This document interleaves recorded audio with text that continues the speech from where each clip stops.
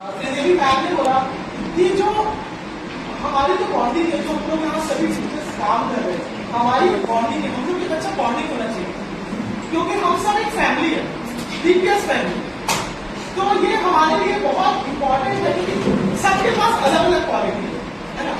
कोई जैसे मैम ने बोला, कोई अच्छा क्लास कंट्रोल करता है, कोई अच्छे से चैप्टर क्लियर करता है, किसी का बच्चों के साथ बहुत अच्छा रिलेशन होता है।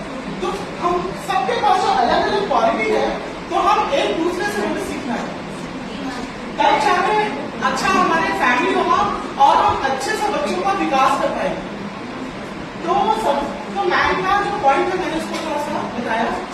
और क्या रोल है एक अच्छे टीचर का, कहीं ना कहीं मुझे ऐसा लगता है कि मैं बहुत ज्यादा लकी हूँ कि मैं इस प्रोफेशन में हूँ, या भगवान ने मुझे एक बहुत अच्छा मौका दिया कि मैं टीचर बनूं।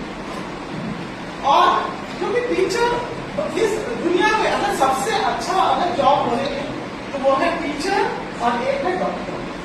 टीचर जो है वो गुरु है, तो गुरु जो है वो हमेशा हमें सही रास्ता दिखाते हैं, हमारी लाइफ को बनाते हैं। और जो डॉक्टर है वो हमारी रक्षा करते हैं, हमारी जान को बचाते हैं। और हम टीचर है तो हमें भगवान ने एक मौका दिया है कि हम इस समाज के लिए कुछ कर पाए। ये और जब हम समाज के लिए करेंगे तो कहीं ना कहीं हम देश के लिए भी करेंगे। तो मुझे मतलब पर्सनली अगर देखा जाए तो मुझे बहुत अच्छा फील होता है कि मैं टीचर हूँ। कहीं ना कहीं मैं एक अपने देश के लिए बहुत थोड़ा सा योगदान दे रही हूँ। और जैसे जैसे हमारी एज, जैसे जैसे हम बड़े होते हैं, हमारी चॉइस चेंज होती जाती है। जब मैं छोटी थी तब मुझे सिंगर बनना था, उसके बाद मैं थोड़ी सी बड़ी हो गई तो मुझे आर्मी में जाना था। तो मुझे पहले से ये था कि देश में कुछ करना है।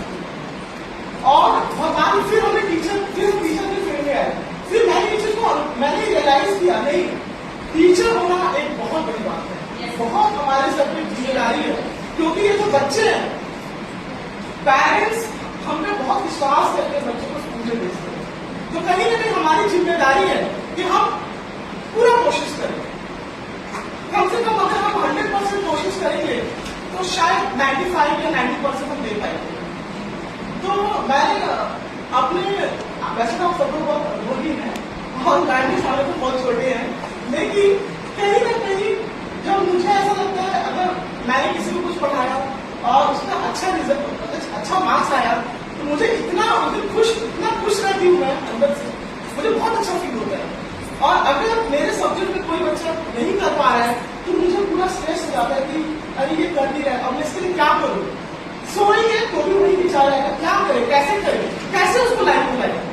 तो ये हमारे लिए ऐसा होना चाहिए उन सभी के अंदर, और है भी। मैंने ऐसा पहला स्कूल देखा, क्योंकि मेरे पापा आर्मी में बहुत सारे स्टेट में गए, बहुत सारी जगह पे जॉब किया, पर पहला स्टेट में देखती हूँ साउथ, आंध्र प्रदेश, जहाँ पर टीचर्स इतना मेहनत करते हैं बच्चों के लिए, सीरियसली।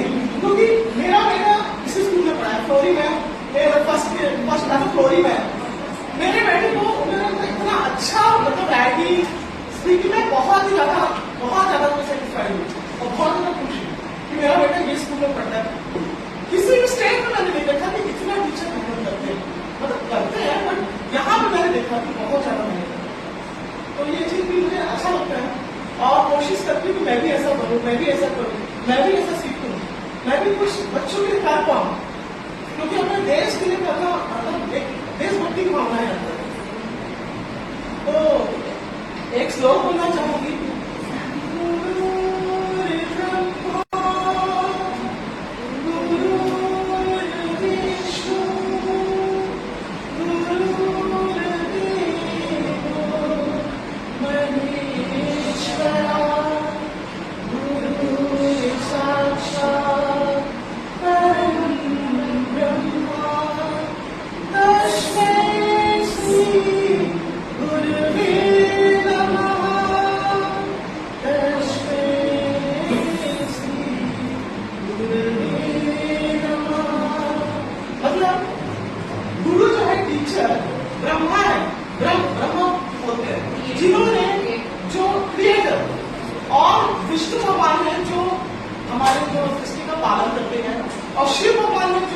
उनका काम है विनाश करना। तो कहीं न कहीं टीचर को उनके समान बताया गया है। क्यों? क्योंकि टीचर हमेशा सही रास्ता दिखाता है और मतलब एजुकेशन फील्ड को दिखाता है, और कहीं न कहीं एक ऐसा गुरु होता है जो हमें भगवान को प्राप्त करने का रास्ता दिखाता है। एक वो भी गुरु है और एक हम भी गुरु है जो हम स्टूडेंट्स को नॉलेज देते हैं, ज्ञान देते हैं, और कहीं ना कहीं हम उन्हें बताने का कोशिश करते हैं काम। और लैंग्वेज जो है इंग्लिश, हिंदी, तेलुगु, जो सारे लैंग्वेज है, कहीं ना कहीं हमको लकी टीचर है कि हमारा ये सब्जेक्ट है। क्यों? क्योंकि हम बहुत सारी चीजें जो हमारे जीवन में जो उपयोग होता है, हमें अपना जीवन कैसे बिताना चाहिए, हमारे जीवन में जैसे रामायण है, महाभारत है, अब रामायण है, रामायण में अगर कोई रामायण सुने या देखे तो देख दिखाएंगे, आप रामायण देखते तो रोने लग जाएंगे, इतना उसमें इमोशनल सीन है। उसमें जो भरत का जो बताया गया है कि उन्होंने अपने भाई के लिए कितना त्याग किया, तो रामायण सबको पता है। तो कहीं ना कहीं जब हम रामायण को जब सुनते हैं तो हमें पता चलता है कि यार एक आदमी का हमें अपना जीवन कैसे बिताना चाहिए, या हमारे जब हम सुनेंगे या बच्चों को जब दिखाएंगे तो बच्चों को पता चलेगा कि क्या कर्तव्य है माता पिता के प्रति। तो कहीं ना कहीं लैंग्वेज टीचर वो लगती है कि हमें ये मौका मिला है पढ़ाने के लिए, और सच पता है बहुत मजा आता है रामायण को पढ़ाना। श्री कृष्ण भगवान के बारे में बहुत सारे, तुलसीदास है, सूरदास है, इन्होंने बहुत सारी रचनाएं की है। तो कहीं ना कहीं जो पॉइंट जो पाठ के माध्यम से पाठ में जो दिया, लेसन जो दिया है, इसके माध्यम से हम बच्चों को बताएंगे तो बच्चे उसको अपने जीवन में लाएंगे। और कहीं ना कहीं अगर कोई एक बच्चा सीखेगा, जब वो बड़ा होगा वो अपने जीवन में लाएगा, तो वो एक परिवार होगा, फिर समाज होगा और फिर देश होगा। इस तरह से हमारा देश का विकास होगा।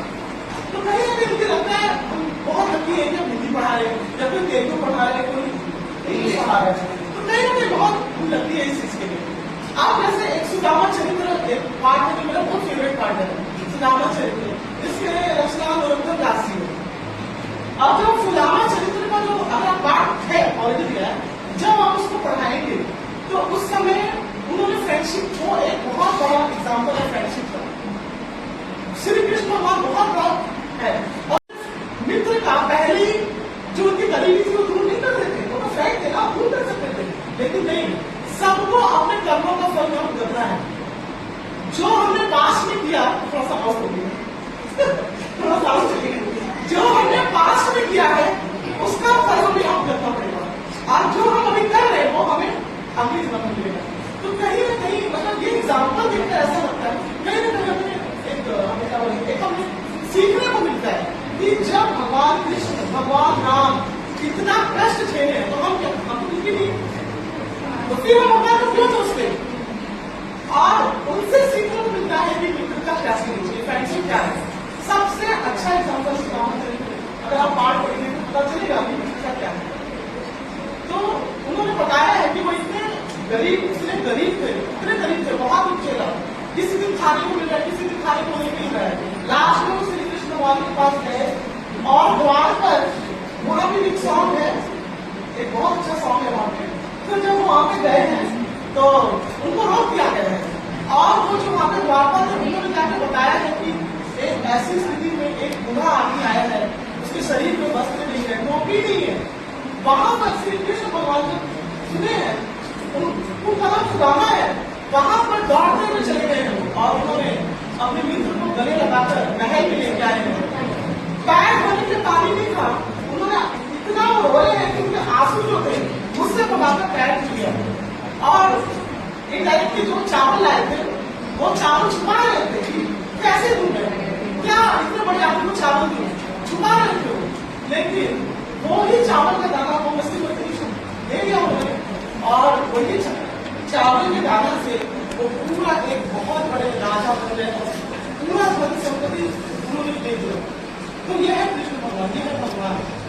तो कहने का ये अर्थ है कि जब हम ये पाठ बच्चों को पढ़ाते हैं ना, तो कहीं ना कहीं सीखने को मिलता है कि मित्र क्या है, या कोई चैप्टर हमने पढ़ा है तो पेरेंट्स के लिए क्या करना है, या हमने देशभक्ति की कोई पोएम पढ़ा दी तो हमारे देश क्या है, देशभक्ति की भावना क्या है, ये जागृत होगा।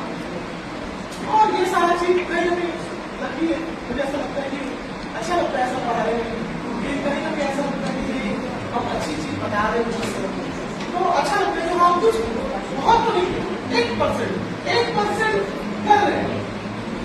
और बच्चे जो है वो आप लोग समझ लीजिए कि मैं भी हम सब हमारे सर के ऊपर बहुत बड़ा जिम्मेदारी है, बहुत बड़ी जिम्मेदारी है हमारे ऊपर कि हमें बच्चों के लिए कुछ करना है, उनका भविष्य के लिए कुछ करना है, उनका भविष्य हमारे हाथ में है। क्योंकि पेरेंट्स बहुत विश्वास के साथ स्कूल भेजते हैं, एक तरह से हम उनके मदर है, मदर घर पे है, स्कूल में हम लोग उनके मदर है। और कभी कभी गुस्सा आता है, ऐसी बात नहीं है, अगर गुस्सा आता ही है,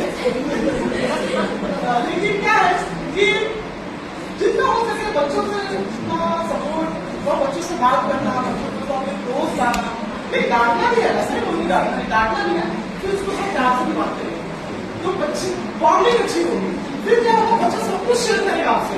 यहाँ तो ऐसा होगा कि वो